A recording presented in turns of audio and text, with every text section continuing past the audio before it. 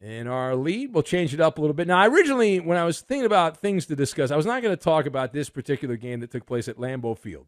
But it was such a piece of debauchery that it rose to the level of a Maller monologue. We go to the land known as the frozen tundra.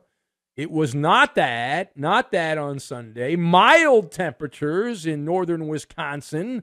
It was clear, temperature of 40 degrees at kickoff.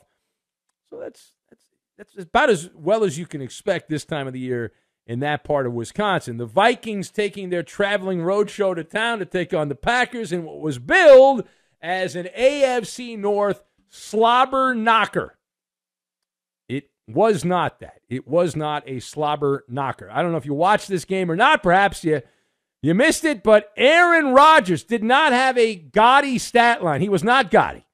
He did have a passing touchdown and a rushing touchdown. The Green Bay roster butchering the Minnesota roster 41-17 in a game that somehow was not even that close. Green Bay, they are now inching, inch by inch. They're crawling towards a playoff berth as they improve to 8-8 mediocrity. Minnesota, they dropped to 12-4 on the season. The better story in the losing locker room. That's the mantra of this show, so we will continue the mantra, and we'll get to it right now. So, the question here is, was this just a bad day at the office, or are the Vikings frauds? All right, that's the question. I've got Calvin Klein, Saucy, and Mood Ring. And we will combine all of these things together, and we will toss them up. We'll put some sauce on them. We'll see what turns out. All right, so first of all, the answer to the question is, was this a bad day at the office, or are the Vikings frauds? How about the answer is C, all of the above. The answer is all of the above. Kirk Cousins played like he had been drugged early in the game. It was not Thanksgiving, but it looked like he had eaten a lot of tryptophan, a lot of turkey with the tryptophan. Now, Minnesota did begin the game by getting some points, and so it's not like it was a total debacle at the very start, but it's what happened after that where the ceiling caved in.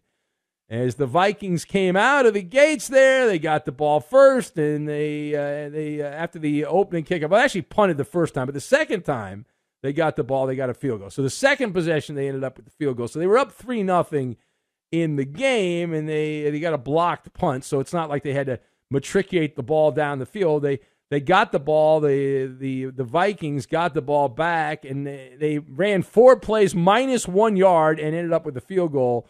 As after that blocked punt, they got it deep inside Green Bay territory. But Kirk Cousins and the Vikings, this is a want-to-get-away situation.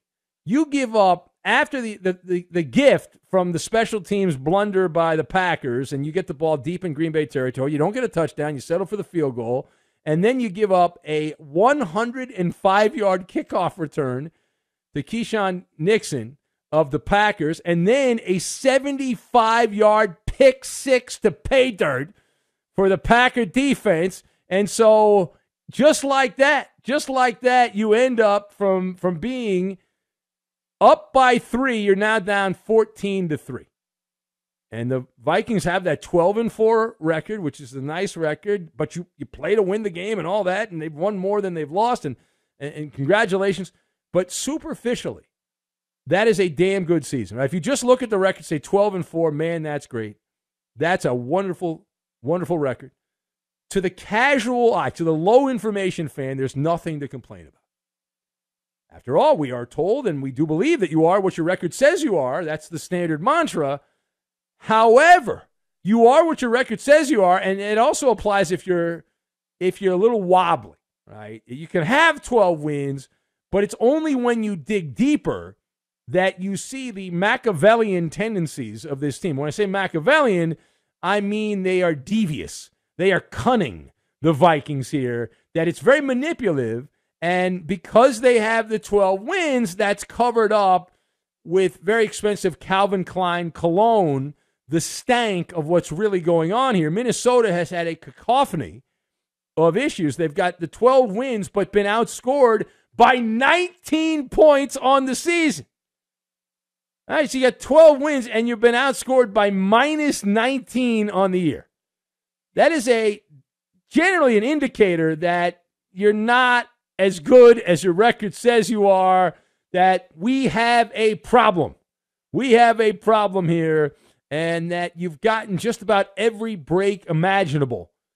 And that's it, right? I mean, you want to sum up the Vikings. If I was making a documentary about the Vikings for NFL Films, the headline on it would be Fluke-tastic, the story of the Minnesota Vikings this season. We'll call a spade, the gold standard, the Mona Lisa that sums up this Viking season is falling behind 33 points to the Indianapolis Colts and then coming back to win the game because of Matt Ryan incompetence.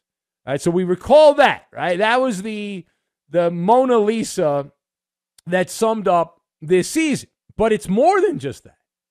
It's more than just that. The Vikings trailed late in games against the Lions early in the year. Detroit, 2 starters went out with injury late, and they blew that lead, the Lions, against the Vikings. The Bears had a lead late against the Vikings. The Commanders, the Patriots, also the Saints were tied up late in the game. And so if you do the math on that, that's 1, 2, 3, 4, 5, 6 50-50 games that all went the direction of the Vikings. 6 of them. 6 of them. So you say that, let's say 3 of them are losses.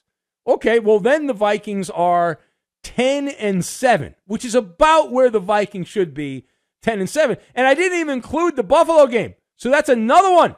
The Buffalo game that was supposed to be the validation situation. And we had said going into that game, boy, if you go to Buffalo and you win that game, that's a big effing deal.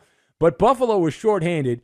And if you remember in that game, I know we're going way back many weeks, but Josh Allen, that goal line goof up, the unforced wrong way fumble that ended up gifting Minnesota new life in that particular game. So we can go on, but that's actually 7 games, 50-50 games that went the way of the Vikings.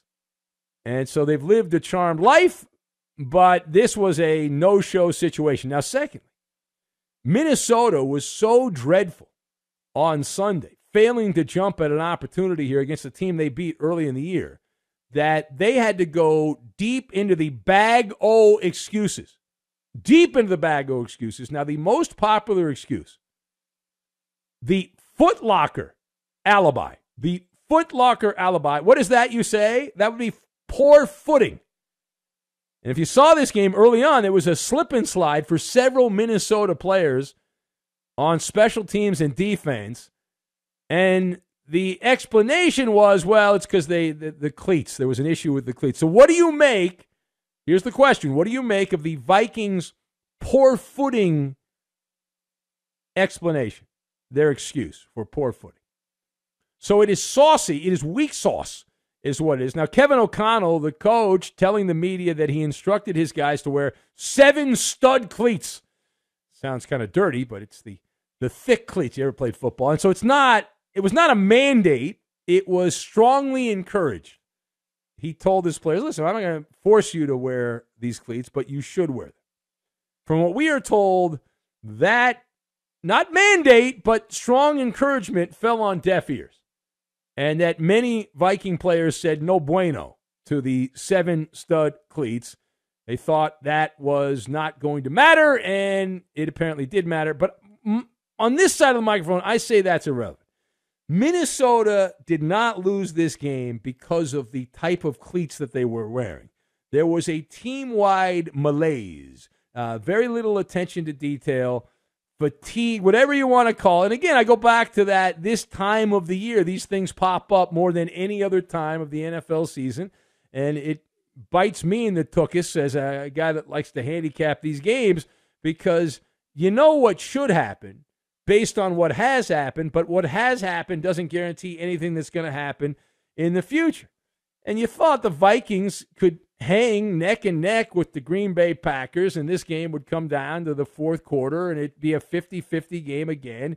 Anyone could pull it out. Well, no, it was 41-3 the Green Bay Packers are leading before there were a couple of garbage time touchdowns scored by the Viking offense after they fell behind 41-3 in this particular game. All right, final thought.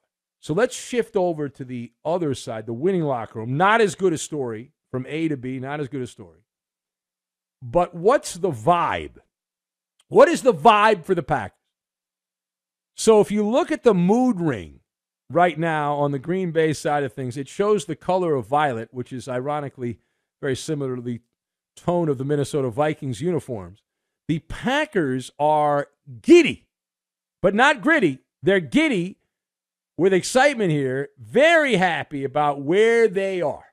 Because that game against the Vikings, you got 41-3. That is a Sunday drive. That is a la la la la la la la la la la la la la la. It's a walk in the park. Aaron Rodgers got off to a relatively slow start in this game in the first quarter.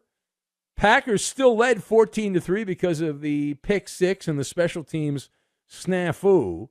All right, the aforementioned generosity of Minnesota, the 105-yard kick return, the 75-yard pick six for the Cheeseheads. Now, Green Bay was not tested at all. They were not tested at all on this particular day. Aaron Rodgers had 159 yards passing. And still, the Packers were up 41-3. Now, why is that? They ran the ball for 163 yards as Mr. Jones and friends going crazy in the backfield. But Rodgers finished with 159 yards passing. And you think, if you're the Vikings, you hold Rodgers to less than 160 yards passing, you're going to have a chance to win the game. They had no chance. And the mood ring looking very good right now. A lot of short fields for the Packers in this game, right? They started at their own 36-yard line or deeper, so almost at midfield 5 times. So now, after a 1-7 stretch, where everything was falling apart for Green Bay, they lost 7 of 8. The Packers now control their fate. They're not only in the hunt, they're leading the hunt for the postseason for the 4th straight year. The Packers will reach the playoffs if they beat the Lions. And Jared Goff, who's not an outdoor quarterback, he's not a cold weather quarterback. The Lions in Lambeau, regular season finale. Everything broke right. Everyone that needed to lose lost.